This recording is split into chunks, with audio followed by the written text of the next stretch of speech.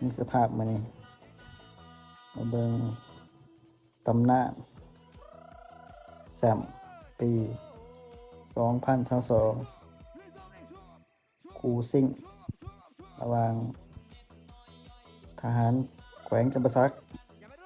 พบกับเมืองมุ่นละประโมงเทพธิดานกแก้วเนาะปีนี้ที่ว่าเทพมาแห้งเนาะเทพธิดาสนะทหารแข่งจำปาสักเป็นแชมป์ประเภทเรือประเภทนี้33 สีพายแต่ว่าในปีนี้ก็ถือว่าไปแพ้ให้กับเพื่อนาวาศักดิ์สิทธิ์เนาะเพื่อของอาจารย์ใหญ่เพิ่นเพื่อประเภทเรือสูตรเนาะแพ้เรือสูตรถือว่า